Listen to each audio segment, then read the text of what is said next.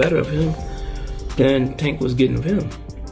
So I mean that's why I lean toward Roach, and basically this next fight, I think that if Tank doesn't start fast, be looking for whatever it is he's going to try to do within the first 5 rounds or 4 rounds, I think he's going to lose. I think that he's going to lose to Roach.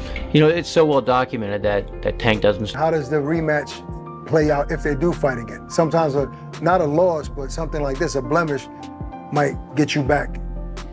It can. It's all up to Tank. It's all about what, how he feels internally. I think, for him, it's a lot to do up here too, like all of us. But I think that's what you're going to get from Roach. That's what you're going to get at Roach. With the confidence and intensity at which Lamont Roach is training, boxing professionals have now warned Gervonta against him. Some have even advised Tank to desist from having the rematch with Roach, as it endangers his boxing legacy. It would be disastrous if Gervonta retired, and the last memory boxing fans have of him is a devastating defeat to Lamont Roach. Who have Shakur? What have Shakur done? What have he done in the sport? He haven't done nothing. The young one is looking more better than him. Who that? The Keyshawn. Keyshawn looking way more better than this. I keep screaming his name. He haven't done nothing. Keyshawn haven't even done nothing. So what do you say to those who Y'all might keep be saying afraid? his name for? So what do you say to those who might be saying that Tank is afraid of Shakur? Afraid of what? Shocker, afraid of what? Alfredo Shocker has many doubts about Gervonta in this fight between Tank and Roach. He believes Gervonta will lose again, which would be bad news because a possible fight with Davis. After the first time we sparred, he sparred Richardson first. And he put me in second. He came up to me after the sparring. He's like, yo, I'll never put you in second no more. Like, I'll never put you in second. And then from there on, every time we spar, he'll put me in first. And instead of him like being in that walk down crazy mode that he try to go. In an interview with The Ring, Stevenson spoke about the potential rematch between Gervonta and Lamont Roach Jr., offering some intriguing insights when it comes to a rematch. I don't see it like everyone else. I know what Tank is up against, so he's going to have to be 100% at his best and then some. He said he can't just be at his best, he has to be better than last time. I know the fight between Tank and me is important, so I'm worried about not getting the chance to fight him while he's still undefeated with Lamont Roach ahead of him. The reality is that a defeat for Gervonta against Roach would no longer be surprising. The challenger silenced his critics and showed what he is capable of. You think one coming up with Tank and Roach? I hope he don't fight Lamont, actually. Like, I hope he don't get in the ring with him again. Because at the end of the day, if he lose, it's just going to look bad on the fight with me. So it's going to look like somebody else already did it. I want You want Tank to knock you out, yo. I heard him say, like, yo, I want to fight Tank, and that's nice, but why do you want Tank to knock you out so bad? Like, look, that sound good. That sound real good, but she's too little. Too little. I promise you. He is hungry for revenge after feeling robbed in the first fight. In fact, he complained to the New York Commission. We'll see if Gervonta can turn things around. He put on a disappointing performance, but now he has a chance to redeem himself and prove that what happened a couple of months ago was just luck. Boxing fans know the drill all too well. A tight decision in a championship bout leads to cries for a rematch. Fighters adjust their strategies. The second meeting often looks nothing like the first. This familiar cycle is playing out again as Gervonta prepares to face Lamont Roach for a second time on August 16th. Their first encounter earlier this year surprised many observers. I know you always said that you could beat Tank. Did you see anything new that you possibly could neutralize if y'all were to fight? You know, it's crazy. Just because, like, I've been in the ring with Lamont, so I knew that Lamont was a really good fighter. So I kind of knew how the fight was going to go out. Like, if you ask anybody that's around me, I told them exactly how the fight was going to go from head to toe, and it did exactly what I thought. If you've come across David Benved's latest interview on Pound for Pound, then you might as well add one more adjective: burned out. And Lamont Roach. Can you tell us a little bit about the history between them two? Oh man, they've been knowing each other from the amateurs, silver gloves, everything. They grew up actually together, you know. Roach and him back and forth battles and whatnot. It's gonna be a pretty interesting fight, you know what I'm saying? Because Roach always, he come to fight, and I think it's a The light heavyweight champion had joined hosts and former UFC champions Kamaru Usman and Henry Cejudo in their increasingly popular show's latest episode from his last fight against David Morrell to the Canelo Quandary. The trio touched upon a myriad of subjects before Gervonta Davis and the March 1st fight pulled them into a deeper discussion to Ben Evans, more than the controversy when Tank took knee and went unpunished or the match decision. It was the way he fought that was more concerning. What I didn't like about Tank is that he was gassing up Lamont Roach way too much, giving him way too much respect. Why everybody talking all that stuff about, why Roach? Because he signed and took the fight, you know what I'm saying? And it's good for the community. Now, do you feel like there's unfair criticism because of Lamont Roach not being as known of a fighter?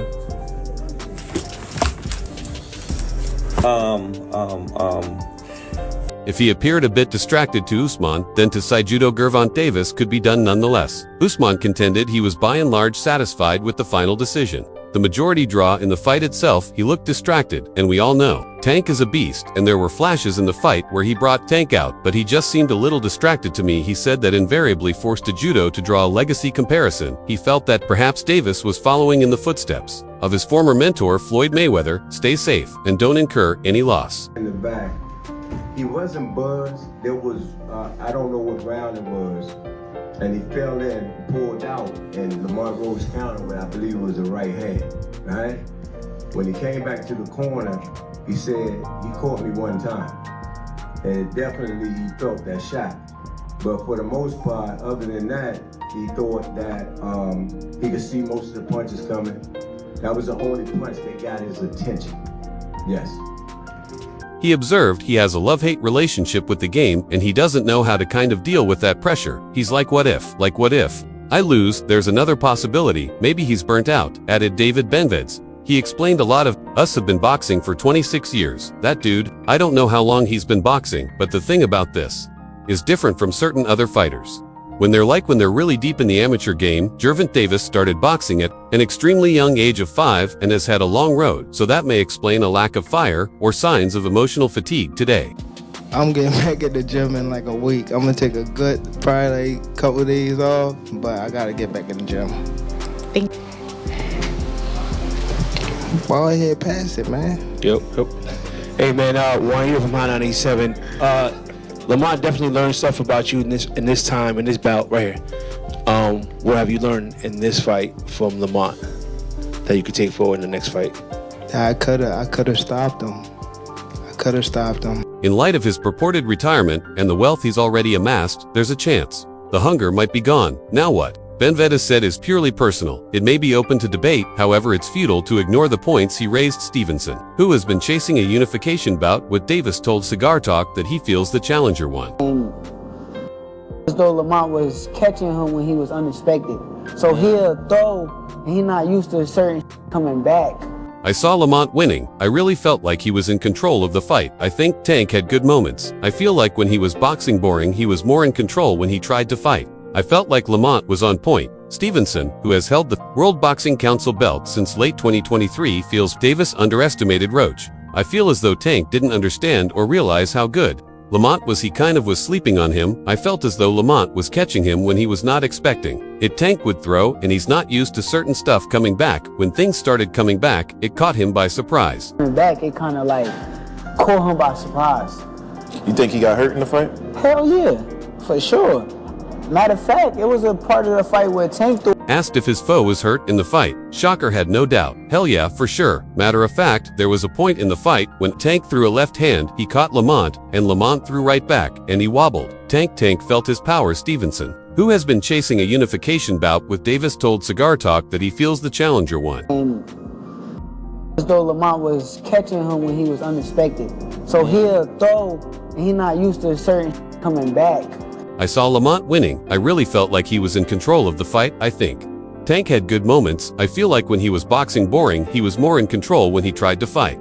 I felt like Lamont was on point. Stevenson, who has held the World Boxing Council belt since late 2023, feels Davis underestimated Roach. I feel as though Tank didn't understand or realize how good Lamont was. He kind of was sleeping on him. I felt as though Lamont was catching him when he was not expecting Tank would throw, and he's not used to certain stuff coming back when things started coming back. It caught him by surprise. Coming back, it kind of like caught him by surprise.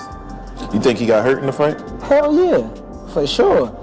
Matter of fact, it was a part of the fight where Tank threw it. Asked if his foe was hurt in the fight, Shocker had no doubt. Hell yeah, for sure. Matter of fact, there was a point in the fight when Tank threw a left hand, he caught Lamont, and Lamont threw right back, and he wobbled. Tank felt his power. Terrence Crawford has once again shared his perspective on the highly controversial fight between Gervonta Davis and Lamont Roach Jr. On March 1st, Davis and Roach Jr. went head-to-head in New York, which produced a majority decision draw, with many claiming that the Reaper had done enough to win. But that's not all the controversy. During the 9th round, where Tank took a knee and ran to his corner to get his face wiped, wasn't ruled a knockdown, fueling heated debate. The argument was whether the knee should have been ruled a knockdown. He would never even think about to come up to 154. What about 47 though? Yes, if he get to pick his opponent. But Tank would never come from 35 to 54. Y'all got into it on social media around that time. Is that just you being competitive, like when that happens, or is it like? I just really don't like that dude. Why though? Cause I just don't like him. Like, I really don't like him. That's like just not your cup of tea. That's just not your. I don't like nothing about him. If it had, Roach Jr. would have won the fight regardless. Terrence Crawford was one of the few people who claimed Roach Jr. won the fight back in March. Now, over a month later, the 2-8 undisputed champion appeared in the Ring Champs with O and Barrack podcast, where he shared a tough truth for the Baltimore native, stating, "I still had Roach winning, probably by like 1 or 2 rounds. The Nebraskan further added that the fight itself was close, but suggested that Tank Davis was way too confident, which resulted in the fight unfolding as it did. I think Tank just underestimated him, and he was just looking for him to be himself and get a knockout." Crawford continued. He would never even think about to come up to 154. What about 47 though? Yes, if he get to pick his opponent. But Tank would never come from 35 to 54. Y'all got into it on social media around that time. Is that just you being competitive, like when that happens, or is it like? I just really don't like that dude. Why though? Cause I just don't like him. Like, I really don't like him. That's like just not your cup of tea. That's just not your. I don't like nothing about him. Gervonta Davis often remains behind on the scorecards and still wins only because of the knockouts. He is able to score. I always said Tank is losing until he's not losing. When you watch him fight against Leo Santa Cruz, against Raleigh, even Ryan was doing well the first couple of rounds. When asked whether the WBA lightweight champion relies too much on his power, Crawford claimed, "I do. So if he relies too much on his knockouts, things could very well go sideways if he fails to score. The KO's something like a decision loss." And then don't retire. How realistic is this? It's real. Has it changed? Have you have you had any thoughts like, maybe I was tripping a bit? Yeah, I do be having those thoughts. Yeah. But it's also too, I want to get myself together though. Which is much more important. Yeah, I really want to get myself together, like not retire, but take a break, you know. But the only thing is, well, I ain't gonna lie. I done already made a promise.